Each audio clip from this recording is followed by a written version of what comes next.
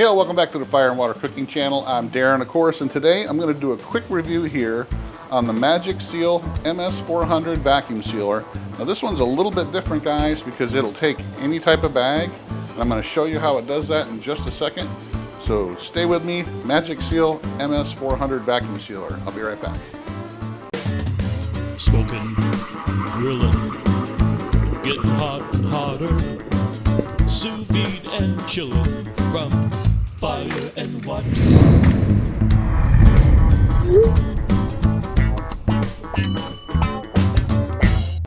All right, guys, so just taking a look at this right off the bat, it looks just like a normal vacuum sealer here, a food saver type or channel type vacuum sealer, but this one's a little bit different, and I'm going to tell you why right now. It'll actually take pretty much any kind of bag that any kind of chamber sealer or regular channel vac will take. It'll also do Mylar bags and Retort bags. So these are two specialty type bags that this will also let you seal up as well. And I'm going to show you how it does it in just a second. First of all, I'm going to go over how it could be a regular vacuum sealer with a textured bag here, just like your normal food saver type. It's got one side smooth and one side's got the little texture on it. And it will use these because it is actually that type of vacuum sealer. And when you pop open your lid here, you got two little buttons on the side, push them both at the same time, and this pops open, and it looks just like a regular food saver type or channel type vacuum sealer. This little tray here is where your moisture usually gets caught and all that. But what happens when you take this little tray out, you'll see this little green light on here, and we'll get a little closer in a minute. It actually changes and it moves up to this other section. So what this is, if you have this tray in, you can use it as a regular food saver type with the textured bags vacuum sealer. And you can pretty much seal anything you want. Doesn't do liquids really well. Pretty much just like a regular food saver. Now, you can adjust your seal time when you use it as a regular food type saver, but you can't adjust the vacuum time. It has a auto mode, which is your vac and seal. It has a vacuum stop and a seal stop, and it has your nozzle in and out. And we're going to go over these buttons in just a second. So the vacuum stop is if you are in the middle of a vacuum seal and you want to stop it, you can stop it. The seal, you can actually seal your bags. So if you're using a roll of your regular channel type textured bags, you can actually seal both ends of it, seal the bottom and then use it for a vacuum bag. So it has those standard regular buttons. We're going to close this back up. It locks down really tight, and I'm going to show you why in just a second. So one of the things you're going to notice is there is no bag storage on here. So if you're looking for one with bag storage, this is not it. But what it does do is a little bit unique, and it does have a bag cutter on top here. So if you are using these rolls, you can cut your custom sized vacuum bags just as well. It's a 16-inch wide seal bar. So that means it'll take pretty much the widest bags out there. So it's very, very wide. So if you got a 16-inch bag and it's pretty long, it'll take that. So let's go ahead and start vacuum sealing. I'm going to show you how it does some of those other bags as well, because it's kind of unique, but I'm going to get closer up for that. So let's do that. I'll be right back, guys. All right, guys, so let's take a look at this here up close. So like I said, you got your two little buttons here on the side that pop this open. When you remove this tray, it switches from the bottom, which it says here chamber mode, which just means more of a channel type vacuum sealer, because this isn't really a channel or a chamber, but they call it a chamber. So you see the green light goes up to nozzle mode. Now this has a little nozzle right here in this hole that pops out, and I'll show you. If you hit your nozzle out button, so this little nozzle will come out. It's a little plastic nozzle, and it goes inside the bag when you're using those smooth type bags, and it sucks the air out with that little nozzle. So it's very convenient that this automatically will switch from different modes when you remove this tray, because when you have this in, you just know you're using the textured bags. You take this out, you're automatically using that nozzle so you can use your smooth bags. Okay, so like I said, it does have a 16-inch wide seal bar, so it can pretty much take any length of bag there. The seal time can be adjusted on both modes. It can't be adjusted, or the vacuum time cannot be adjusted when you're using the textured bags, but when you're using the smooth bags, you can adjust your vacuum time right up here on that button there. So like I said, auto mode is your vac and seal, just like it would normally be on any vacuum sealer. Your vacuum stop, if you're in the middle of vacuuming something out and you want to stop the process because it's not working right, you can go ahead and hit stop. So I've done that before, sometimes with the Mylar bags, or the smooth chamber bags. If it's not getting the vacuum out, you need to adjust it some. You can do that by hitting stop and then just restarting the process. Your seal bar here, or your seal button here, is for when you want to make your custom sized bags, and you're going to use the bag cutter on top so you can seal the bottom of the bag. And then you go ahead and run it normally. And this is your nozzle out. Like I said, this is the one where when you got this tray out, you can hit nozzle out, and that little nozzle pops in or pops out, and it goes back in when you hit the button back. So that's that simple to use, guys. There's some other things we're going to go into in just a minute for other options, which this has. You can actually blow air into the bag, and I'm going to show you how to set it up for that. And it also, if you do have some liquid that gets into the machine, it actually sucks it all the way back out through the back. But I'm going to go ahead and show you how it works real quick, just on a regular vacuum seal basis. I'll be right back. All right, guys, so I want to say that this is built pretty sturdy. It is made out of plastic, but it's heavy duty plastic, and it weighs a good 15 pounds or 10, maybe 10, 11 pounds. So it's pretty solid. It is a double action pump, so it's a pretty strong pump. I've used this a few times, and I can tell you, it's a pretty strong pump. There's nothing wrong with it at all. So I'm going to go ahead and take my little meat thermometer here, and we're going to go ahead and use this. I'm going to let it go back a little bit farther. I'm going to use this as a regular textured bag with that tray in, and we're going to normally just put it right in the center here, and just make sure you have enough room that it's in the center of this tray. It's not all the way to the back or all the way to the front. You want it kind of right in the center of this tray. Go ahead and lock it down. Make sure it clicks on both sides. Then we're going to just go hit auto. I'll actually lower so you can see, you can adjust the seal time. We'll leave it at 6 seconds here. Now you'll feel on the sides here that the air is actually coming out these little holes on the side, and we're going to get into why it does that later. All right, so let's go ahead and seal on up the bag. Just pulled all the air out. Got your notification bell. Oops. A very, very tight vacuum. Very, very thick and wide seal. So works very well. Like I said, it's got a double pump, so it's actually very, very strong. It's automatic when you have that, when you have it set for the channel type, so there's no way you can adjust the vacuum time.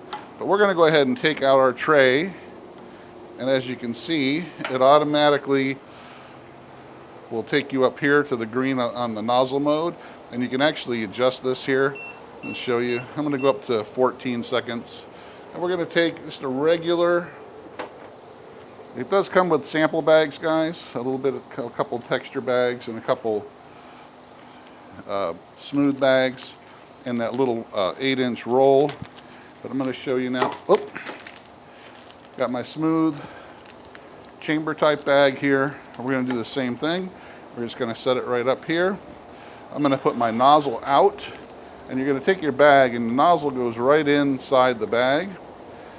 Now, you want your bag to be just like on that channel type bag. You want it to be right in the middle here, because you want that to get a good vacuum, and it's going to be pulling the vacuum from in this channel here. So we're going to go ahead, lock this down, make sure the bag's smooth. Okay, we're going to go ahead and hit auto. You see it's sucking the air out. And it's counting down at the top.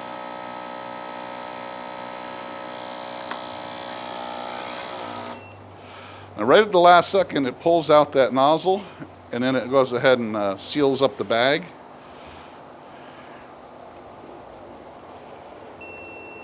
Let me get our beep.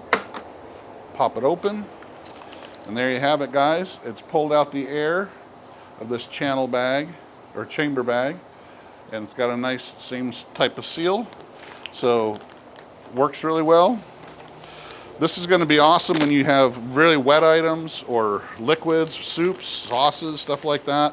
You'll be able to use that, and I'm going to show you again in a minute why you don't have to worry about the liquid getting inside the unit. But first, I'm going to show you how to do a Mylar bag. So these Mylar bags are aluminum and plastic, and they are thicker, and they are for long-term storage. They have the coating on it so that no light gets in. So these are for really long-term storage. People use these for freeze-dried items and all kinds of stuff like that. So we're going to go ahead and show you how we can seal up one of those. And these are really hard to do when you have a regular vacuum sealer, so that's why this is important. So we're going to go ahead and put this in. I'm going to actually put that a little closer to the end so it doesn't fall out. So I'm going to put my nozzle in, and I want my bag to be right in the middle, like I said. So these type of bags, you want the seal to be like right here.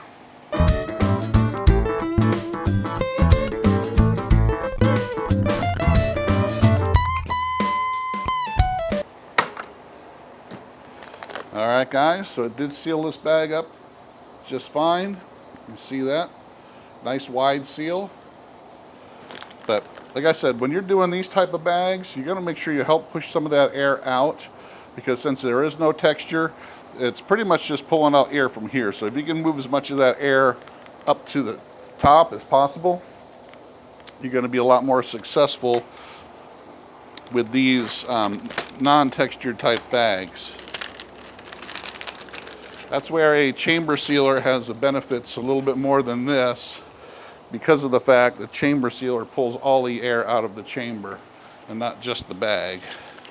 But we're going to try a retort bag. Now, these are canning type bags, and they are actually thicker than the Mylar, and these are for actually people do actual canning with these, just like you see these with like tuna fish and stuff like that in the store on the shelf. So you can make shelf-stable food, like tuna or beef or cooked food. And that's what people use these for MREs and all that kind of stuff. So we're going to go ahead and set it up the same way. We got our nozzle in, got the bag about halfway in that chamber. We're going to let that, we're going to bump up the seal time. Just another couple seconds here. I'm going to reduce my vacuum time down to 12 seconds. And we'll go ahead and run it.